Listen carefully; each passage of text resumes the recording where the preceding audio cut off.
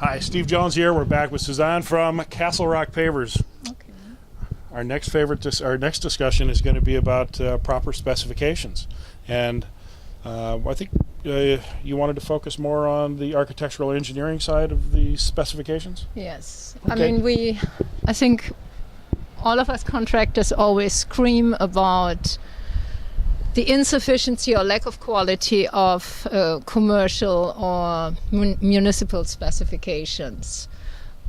My favorite example is that I'm being asked to install pavers in the next line to put a 1.5-inch mortar bed in, and in the following line to vibrate it in with a 5,000 psi compactor wet. Do that quickly. Very. And you would be selling a lot of compactors. Yes, too. I would. So, But obviously something went wrong in the process, and after screaming about it for years, I decided to kind of look into it a little more closely, and I found that something we never think about as contractors, that these architects and engineers have to compete against other architects and engineers in order to design a job just like we do. And so they allocate certain man hours to this specification.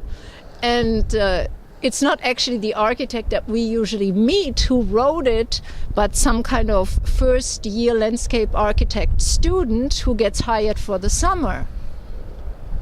And what does this student do? Copy-paste in his computer. He may type it once, and then he just copies it into the next one. And sometimes, I mean, very strange things happen, as just described.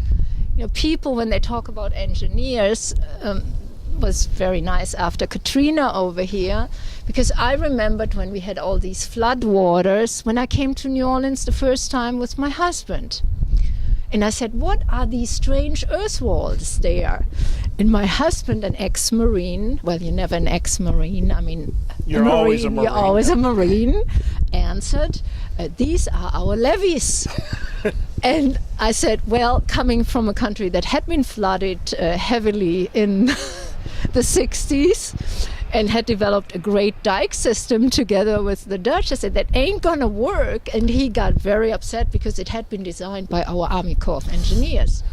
Well, now after Katrina and many years later, I know that yes, our Army Corps of Engineers does beautiful work in Iraq and Vietnam and Afghanistan and so on. But when it comes down to actually designing things for ourselves, they will advertise this as a bid.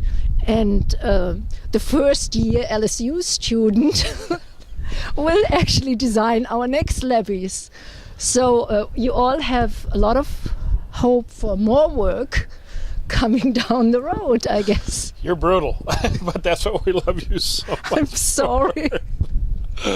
Well, let's hope they come up with something a little bit better than the last time. Okay, well, I'm probably going to get censored here. No, you won't be censored. You may get a few emails and letters. Am I going to get value engineered out? There's another thing, value engineering. But it's a good Okay. point that you bring up, that engineers and architects are fighting Yeah. for their work too. Yeah, And most people don't think about that. that's So exactly right. it's like when I've talked to some of the better contractors, and the answer to the quality of the work is you get what you pay for. Yep. You can't get more than that. It just doesn't work. And the public bid system is not always the greatest thing. Low bid, and I had some Yeah. interviews with some architects a couple days ago, and again, it's Yeah. unfortunate. They do most of them that are understanding of pavements understand that they need to write specifications that help them achieve a quality pavement Yeah. within that low bid structure, and it's a challenge. It's Yeah. a huge challenge. I have a very good friend who has an engineering firm in Mississippi, and he's fighting that all the time. Yeah. So it's those engineers and architects that are the most creative that are able to properly get it specified. And I think oversight is another area.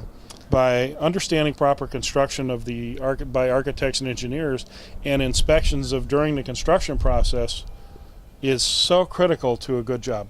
That is absolutely true. But again, The question is always what the owners have put in. It doesn't always mean because an architect or an engineer designs the project that he is actually the one to inspect it. You know, and we have this whole new group of, construction consultants who get hired Independent contractors. exactly to supervise us. And a lot of them have never ever seen a paver, No. even nowadays. But they're there to oversee the Exactly. entire project and to do all the inspections without Yeah. perhaps the knowledge that would make them more Yeah. effective at their jobs. For example, I get statements like, well, I mean, with your pavers here, how are they cooked? Or, you know, because they're thinking of clay brick Yes. and, you know, or how are they pressed? Because they're thinking of these slab presses that, for example, Hanover has. Yes. Or, Well, Yeah. that's unfortunate, and I guess we can only pray that Yeah. our industry will do a better job of teaching these young architects and engineers. Yep. And then, of course, we have to wait for the old guard to pass before we can get some of that. I mean, how can you Cross. look forward to our own death? I mean, think about it. We are the old guard. Well, thanks for bringing that into the conversations. That's a good way to end this one. Right. Thank you very much. Bye.